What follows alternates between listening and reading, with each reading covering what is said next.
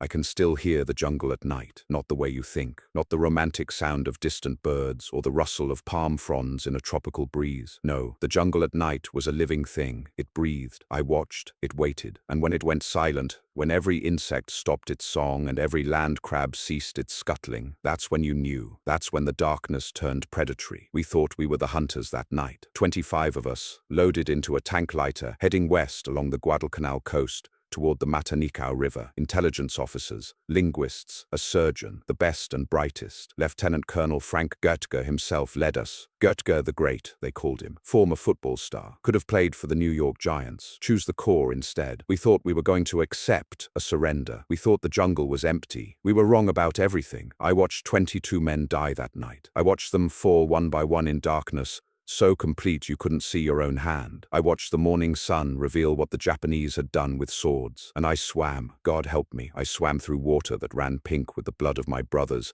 while machine gun bullets stitched the waves around my head. His name was Goetger. He believed what prisoners told him. The jungle believed something else. This is what happened when we sailed into the darkness at Point Cruz. 4 days after we landed on Guadalcanal, a patrol from the 5th Marines brought in a Japanese sailor. Not a soldier, a sailor. Young, scared. They plied him with alcohol until his tongue loosened. Through our interpreter, he said his unit was starving. He said they were sick. He said they wanted to surrender. I should have known then. I should have felt it in my gut. But we wanted to believe it. We'd seen Korean laborers surrender. We'd seen what looked like a white flag near Point Cruz. The sailor's story fit what we wanted to be true. The intelligence section spent August 11th planning the mission. Lieutenant Colonel Goetger assembled the patrol himself. He hand-picked officers, Captain Wilfred Ringer, Lieutenant Ralph Corey, who'd worked on breaking Japanese codes, even the regimental surgeon, Commander Malcolm Pratt. Pratt was 52 years old, too old for beach reconnaissance. But Goetger wanted medical capability in case we found wounded Japanese ready to surrender. That was our first mistake. Too many specialists, not enough riflemen. Colonel Whaling warned Goetger not to land near Point Cruz, explicitly warned him. But Goetger was convinced. He believed in the mission. He believed in the prisoner's words. What we didn't know, what we couldn't have known, was that a Japanese destroyer had landed on 113 fresh naval troops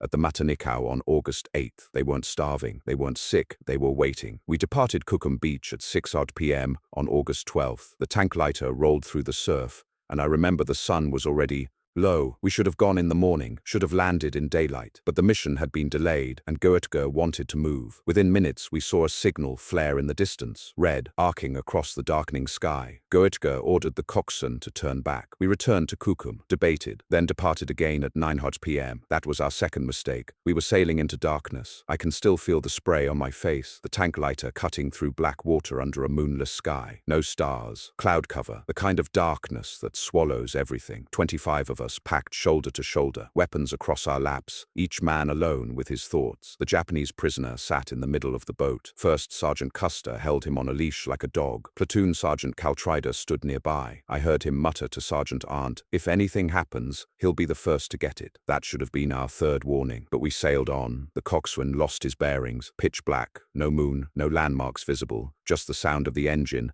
and the slap of waves against the hull. We should have been off Point Cruz, should have found the beach landing site. But the tank lighter suddenly lurched. Metal scraped against coral. We'd run aground on a sandbar near the Matanikau River mouth. The coxswain gunned the engine. The boat groaned. We couldn't move. Goetger ordered us over the side. We dropped into waist-deep water and pushed. Rocked the boat. Pushed again. The engine roared. Metal shrieked against coral. The noise echoed across the water, across the beach, into the jungle beyond. And that's when they heard us. Finally, the tank lighter scraped free. We climbed back aboard, soaked, and the boat crawled forward until its ramp touched sand. The Japanese prisoner started protesting, loudly, saying in broken English and Japanese that this was the wrong place, wrong beach, wrong landing site. Goetger ordered us off anyway. We splashed through the shallows. I felt the sand under my boots, then harder ground. The jungle was a black wall 30 yards ahead. I couldn't see it, but I could feel it. I could hear it. Insects sing, land crabs clicking, normal sounds, but they wouldn't stay normal long. Goetger took Captain Ringer and First Sergeant Custer inland to find a bivouac site. The rest of us formed a defensive cordon on the beach,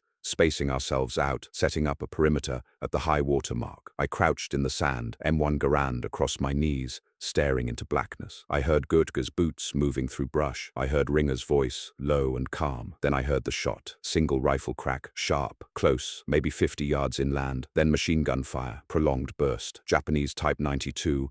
I'd learned to recognize that sound, different from our Brownings, higher pitched. Captain Ringer came running out of the darkness, dragging Custer. I couldn't see the wound, but I could hear Custer gasping, wet, labored breathing. Gertge didn't come back. Sergeant Frank Few volunteered to retrieve Gertge's body. Corporal Spaulding went with him. So did Sergeant Arndt. "This is really Errol Flynn's stuff," Spaulding muttered as they moved into the darkness. I heard their footsteps, heard them calling out softly, then silence, then movement again. Few told me later what he found. He reached out in the darkness and touched Gertge's shoulder. I felt wet. Blood, so much blood. Felt Gertge's face and found the entry wound. Rifle shot through the head. Instant death. They removed his watch, removed his rank insignia. Didn't want the Japanese to know they'd killed a lieutenant colonel. Then they carried him back toward the beach, dragging his weight through sand that grabbed at their boots. Few was returning to our position when he saw a figure in the darkness. Thought it was one of ours. Challenged him. "What's the password?" The figure didn't answer. Instead, he screamed and charged with a bayonet. Few told the story to Richard Tregaskis, the war correspondent, weeks later. His voice was flat when he described it, emotionless, the way men talk when they're describing something that should be impossible. "My submachine gun jammed. He struck me in the arm. Struck me in the chest, but I knocked his rifle away. I choked him. I stabbed him with his own bayonet." Then Few shot a second Japanese soldier with his .45 pistol. 2 dead in hand-to-hand combat in complete darkness. Behind us, I heard Platoon Sergeant Caltrider's pistol fire once. Sharp crack, different from rifle fire. I learned later he'd shot the Japanese prisoner, put the barrel against his head and pulled the trigger. Kept his promise. Captain Ringer assumed command. He moved along our line, positioning men at the high water mark, calling out assignments. We had no radio, no way to call for help, no way to tell anyone we'd walked into an ambush. The Japanese opened fire from both flanks. Night combat isn't like the movies. There are no muzzle flashes lighting up faces, no dramatic silhouettes, just sound and darkness and confusion. You hear the snap of bullets passing close. You hear the impact when they hit something solid, a rock, a tree, a man. You return fire at sounds. You aim at nothing and hope. The Japanese had muzzle flash suppressors. We didn't know that then. We just knew we couldn't see where they were firing from. They'd shoot, and we'd turn toward the sound, and there would be nothing. Just blackness, just the jungle breathing. They came closer and closer until we could almost feel the muzzle blast of their weapons. Marines on both ends of our perimeter started falling. No screams, just the absence of return fire. Just empty spaces where men had been crouching seconds before. Commander Pratt moved from wounded man to wounded man, 52 years old, too old for this, treating casualties in darkness with bullets snapping overhead. He was hit once. I kept working. Hit again, in the lower back. He gasped. I kept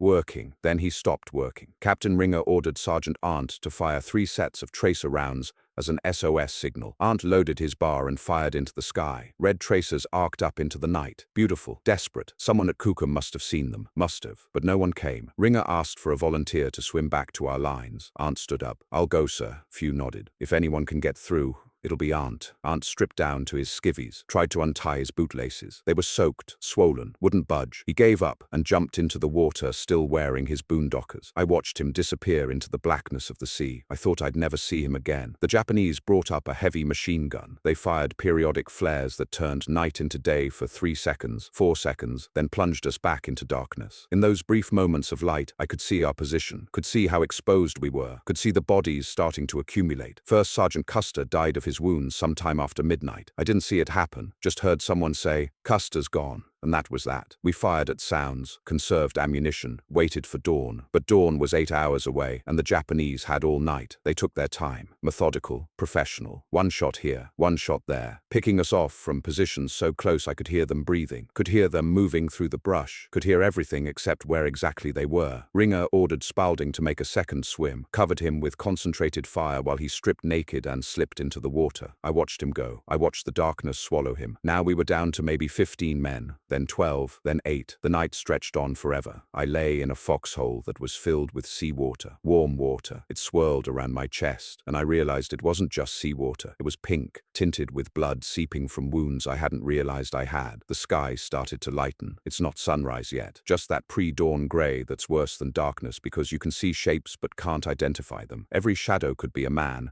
Every movement could be death. By dawn, only 4 Marines were still alive. Captain Ringer, Platoon Sergeant Caltrider, Platoon Sergeant Few, one corporal whose name I never learned. Ringer tried to rally us, motioned for the corporal to move forward. The corporal stood, took 2 steps, was shot dead. The 3 remaining men rushed forward toward the tree line. Maybe 15 paces. Machine gun fire cut down Ringer and Caltrider. I heard Caltrider's ammunition detonate in a series of small pops as a bullet struck his cartridge belt. His own rounds are cooking off against his body. Few was the last man standing. He told me later, years later, what happened next. His voice was quiet. He'd been drinking. He said he glanced back at the beach and saw a Japanese soldier walking among the bodies, firing his rifle into corpses, making sure. Few stood up, steadied himself, aimed his .45 pistol, killed the soldier with a single shot. Then he witnessed what the Japanese did to the dead. I could see swords flashing in the sun, he said. He didn't elaborate. I didn't need to. We found the bodies 6 days later. We knew what the swords had done. Few stripped off his dungaree jacket and ran for the water, kicked off his boots as he ran, pulled off his trousers in the shallows. He was wearing white silk Japanese undershorts he'd found in an enemy supply shed. Worried sharks would be attracted to white. He tried to remove them, but couldn't untie the cord. The Japanese brought a heavy machine gun to the water's edge, opened fire. Bullets stitched the water to his right, to his left. They were trying to center on him. Few dove underwater, changed direction, surfaced, dove again. He grabbed a coconut floating in the current, used it for buoyancy, or maybe just for morale, something to hold on to, something to tell himself he wasn't completely alone in the ocean. The Matanikau River carried him out to sea. Then the tide brought him back west. He swam 4 miles. 4 miles while bullets chased him. 4 miles while he thought about the swords. 4 miles in water that might contain sharks, and certainly contained the blood of 22 Marines. He arrived at the Lunga perimeter around 8:12 a.m., so exhausted he could barely respond to the sentry's challenge, barely able to stand. 3 men survived. Arndt, who swam for 6.5 hours in his combat boots. Spaulding, who swam naked and nearly walked into a Japanese campfire thinking it was ours. And Few, who watched swords flash in the morning sun. 22 died. Sergeant Arndt told me about his swim. I met him in Melbourne, months later, when we were pulled off the line. He couldn't sleep, none of us could, but Arndt, especially. He'd wake up gasping, thinking he was still in the water. I'd look back, he said. I'd see another tracer go up from where the patrol was, and I'd keep swimming. He pulled himself over coral that cut his hands to the bone. Coral so sharp his fingers bled until you could see white. He crawled, he swam, he found a damaged dugout canoe and paddled 2 miles in a leaking boat. When he reached the Lunga boat pool, he couldn't remember the password. He shouted million because he figured the Japanese couldn't pronounce the double L. Guards found him bleeding, delirious, still wearing his boots. Spaulding arrived later, told us he'd almost walked into a Japanese position because he thought the fire was ours. Almost died after surviving everything else. Few arrived last. White Japanese undershorts, coral cuts, bullet wounds. Exhaustion was so complete he couldn't speak for an hour. General Vandergrift ordered immediate patrols to rescue survivors. They found none. The beach was empty, just bloodstains, just spent shell casings, just the absence of 22 men. We went back 6 days later after we pushed the Japanese back from Matanikau. By then, the jungle had started reclaiming the dead. Private Thurman Miller told me what they found. I scraped in the sand, he said, uncovered a boot with the foot still in it, then a legging with the leg. Sergeant Jim McInerney saw a head floating in the shallows, moving back and forth in the small waves, looking alive. Arndt pointed to a shallow grave where an arm stuck up wearing a riding boot. That's the colonel, he said. We found Custer's torso, headless, armless, still wearing his first sergeant's shirt. We found pieces, that's all. Pieces of men who'd been whole. No one spoke. Some men retched. Most just stood in horrified silence. Some things are better left unsaid. We buried what we could identify. The rest we left. Couldn't tell what belonged to whom. Couldn't tell man from man when the jungle and the swords had done their work. 22 men went into the darkness at Point Cruz. 3 came back. 21 are still listed as missing in action. After the Gurtga patrol, everything changed. We stopped believing prisoners, stopped trusting Japanese soldiers who claimed they wanted to surrender. Maybe some did. Maybe some were genuine, but we couldn't take the chance. Couldn't risk another patrol, another night, another swim through pink water. No prisoners became the unspoken rule. Not an order, not official, just understood. The Japanese had shown us what they did with swords. We showed them what we did with flamethrowers. The fighting became something else after that, something more primitive, more personal. We weren't fighting for islands or airfields or strategic objectives. We were fighting because the jungle demanded it, because the darkness demanded it, because 22 men demanded it. I asked a Guadalcanal veteran once, years after the war,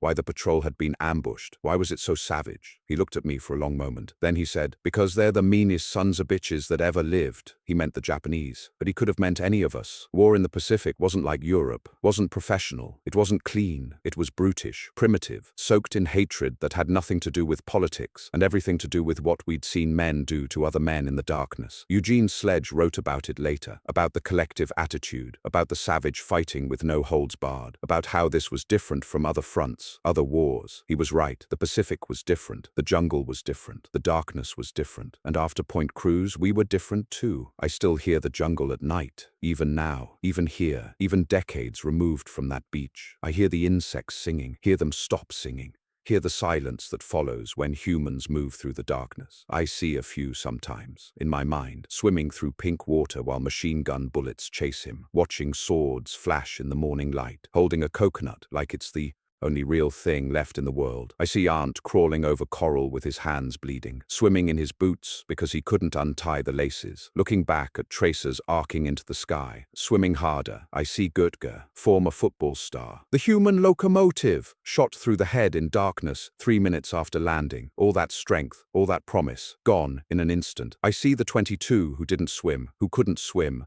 who died in darkness and were found in pieces 6 days later. The jungle has grown over that beach now. Honiara, the Solomon Islands capital, probably sits on top of where they died. Buildings and roads and life where there was only death, only darkness, only the sound of swords in the morning. We thought the jungle was empty that night. We thought we were going to accept a surrender. We thought we were the hunters. But the jungle is never empty. It's full of watching, full of waiting, full of things that move in darkness and leave only silence behind. 25 men went into that darkness. 3 came out, and the 22 who stayed taught every Marine who came after a lesson written in blood. Trust nothing the enemy says. Question everything you think you know. And when the jungle goes silent, when every insect stops its song, and every land crab ceases its clicking, that's when you know. That's when the hunters become the hunted. That's when the darkness takes what it wants.